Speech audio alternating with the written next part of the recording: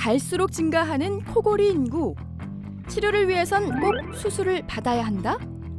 수술이 아니더라도 코골이와 수면 무호흡 치료가 가능하다는 사실.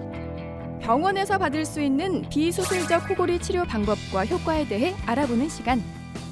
TV 주치 무병장수에서 코골이와 수면 무호흡의 치료에 대해 알려드립니다.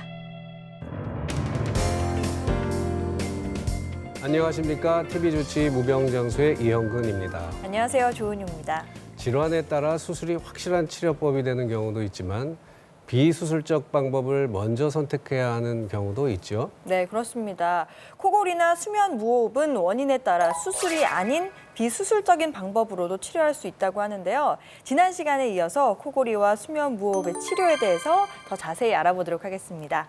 치과 전문의 박영현 원장님 모셨습니다. 안녕하세요. 네, 안녕하세요.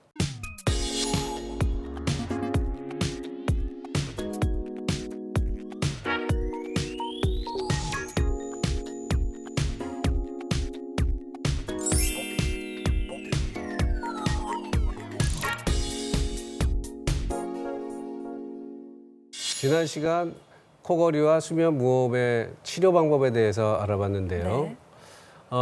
비수술적 방법 중에서 구강내 장치를 장착하는 방법이 있다고 들었는데 구강내 장치라는 게 과연 무엇인가요?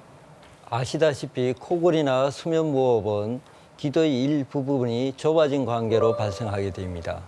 이 좁아진 부분을 확장시키는 방법이라고 할 수 있는데요.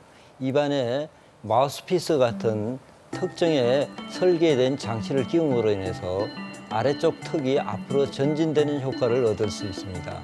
이때 아래 턱이 앞으로 전진이 되게 되면 후방에 있는 기도가 넓혀지게 되어 공기가 잘 원활하게 유통이 될 수 있습니다. 네. 근데 궁금한 게 사실 입 안에 뭐가 있다고 하면 좀 불편하고 이물감이 좀 느껴질 수 있잖아요. 사용하시는 분들은 어떤가요?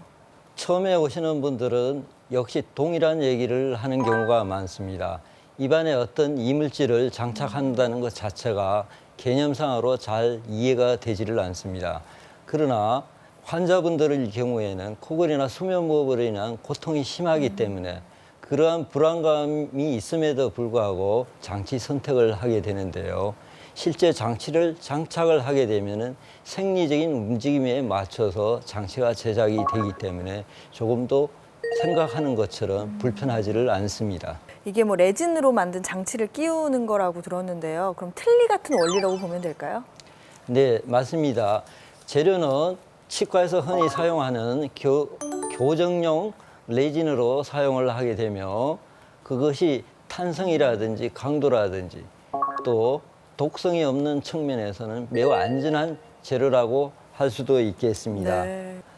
이때 장치 장착 방식은 치아에 그 장치를 끼워서 유지를 하게 합니다. 밤새 하악이 전진된 상태를 가상해서 만든 장치이기 때문에 약간 하악이 전진된 상태를 유지하고 있다고 볼 수 있겠습니다. 그렇군요. 네. 제가 듣기로는 연령대가 높아질수록 이렇게 코를 고는 사람이 많다 하는 연구 결과도 있다고 들었는데요. 어르신의 경우에는 치아가 없거나 약한 분들도 많잖아요. 그러면 장치는 누구나 다 할 수 있는 걸까요?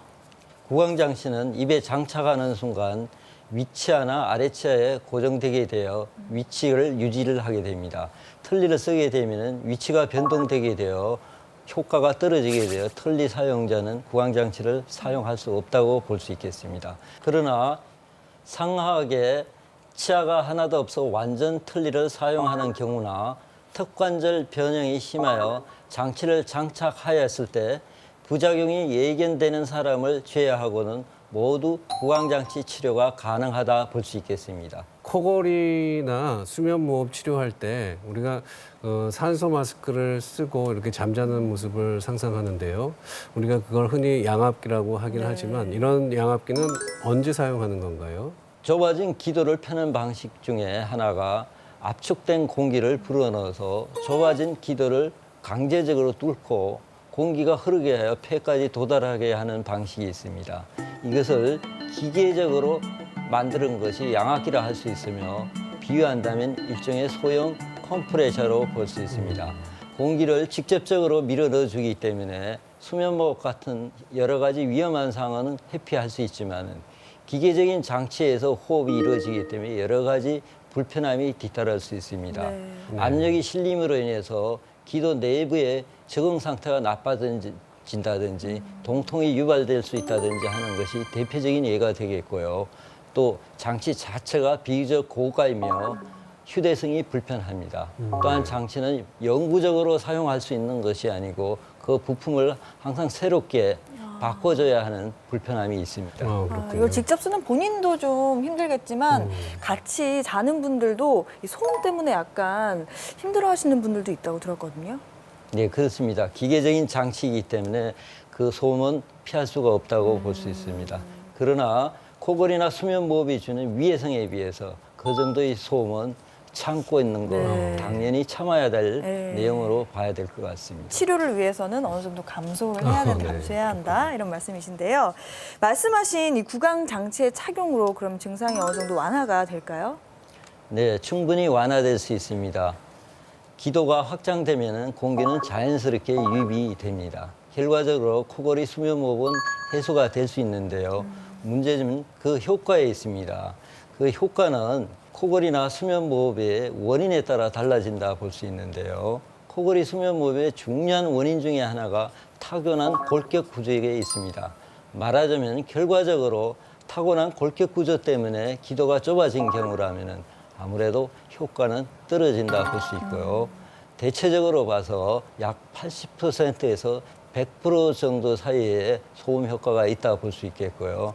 단 효과를 발휘하는 순간 수면무호흡은 완전히 차단시킬 수 있습니다. 병원에서 정확한 원인과 진단을 받고 치료 방향을 정하는 것이 좋겠습니다. 박영현 원장님 오늘 말씀 감사합니다. 고맙습니다. 네, 다음 시간에는 코골이와 수면 무호흡의 관리와 예방에 대해서 자세히 알아보도록 하겠습니다. 시청해주신 여러분 고맙습니다.